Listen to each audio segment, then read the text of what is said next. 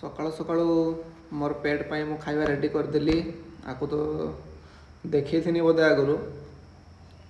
ଇଏ ଆଜି କ'ଣ ହେଇଛି ନା ଛାତ ତଳକୁ ଡିଆ ମାରିଦେଇଛି। ଗୋଡ଼ ବନ୍ଧା ହେଇଛି, ସେ ଆଉ ଖସି ପାରିନି, ଉଳିକି ସେମିତି ରହିଛି। ମୁଁ ଅଫିସରେ ଆସିକି ତାକୁ ପୁଣି ଉଦ୍ଧାର କଲି। ଏରକ ରଗେଇଲେ ଦିନେ କାଟିକି ଖାଇଦେବି। ବାହାରି ପଡ଼ିଲି ଆଜି 1 ତାରିଖ, ଟିକେ ଫିଲ୍ଡ ୱାର୍କ ପାଇଁ ବାହାରି ଯିବା। ଟିକେ ରେଡ଼ି ହେଇକି ଆସିଲି, ପାର୍କ ଆଡ଼େ ଯାଇକି ଏପଟେ ବାହାରକୁ ପଳେଇବି ଆଉ। କ୍ୟାମେରା ଫ୍ୟାମେରା ନେଇକି ଆସିଛି, ଟିକେ ଫିଲ୍ଡ ୱାର୍କ କରିବି।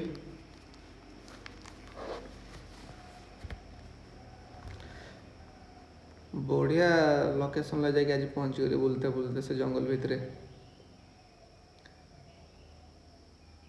ଏତିକି ଯେ କଟା ହେଇଛି, ଏଠିକି ଧାନ। ତା ଆଗକୁ ଯେତିକି ଦେଖାଯାଉଛି ପୁରା ସବୁ ମକା, ଏକର ଏକର ଚାଷରେ। ବଢ଼ିଆ ଦେଖାଯାଉଛି। ଆଜି ପୁଣି ଡାଲମା। ମୋତେ ଡାଲମା ନିଶା ଲାଗିଯାଇଛି। ଫୁଲକୋବିଟା ପୁରା ମେଲ୍ଟ ହେଇଯାଉଛି ତ ବହୁତ ବଢ଼ିଆ ଲାଗୁଛି। ସେକେଣ୍ଡ ହାଫ୍ରେ ଗଲାବେଳକୁ ଗୋଟେ ଦେଖିଲି କାଫ୍, ମଇଁଷି ଛୁଆଟା କିନ୍ତୁ ପୁରା ଧଳା ଦେଖାଯାଉଛି। ମୁଁ ଜାଣିନି ମଇଁଷି ଛୁଆ ଯଦି ଛୁଆଟେ ବେଳୁ ଧଳା ଥିବେ, ମୁଁ ତ କେବେ ଦେଖିନଥିଲି। ମୋତେ ବହୁତ କ୍ୟୁଟ୍ ଲାଗିଲା, ଏକ୍ସଟ୍ରିମଲି କ୍ୟୁଟ୍। ତା ଗୋଡ଼ରେ ଗୋଟେ ଦଉଡ଼ି ବି ବନ୍ଧା ହେଇଛି ଘୁଙ୍ଗୁର ଟାଇପ୍ରେ, ମସ୍ତ ଲାଗିଲା ମୋତେ।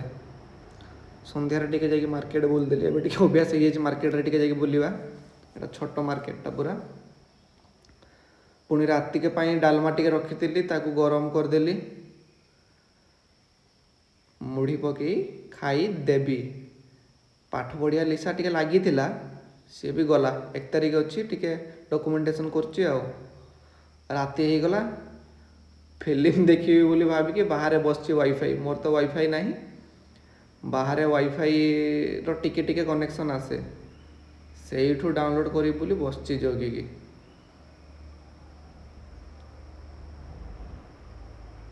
ଏଠି ସନ୍ଧ୍ୟା 7ଟା ହେଲେ ସୁନସାନ୍। ଅବଶ୍ୟ ଏବେ ରାତି 9ଟା 10ଟା ହେଲାଣି। ଡାଉନଲୋଡ଼୍ ହେଇଗଲା, ମୁଁ ଏବେ ଯିବି, ଦେଖିବି, ଶୋଇବି।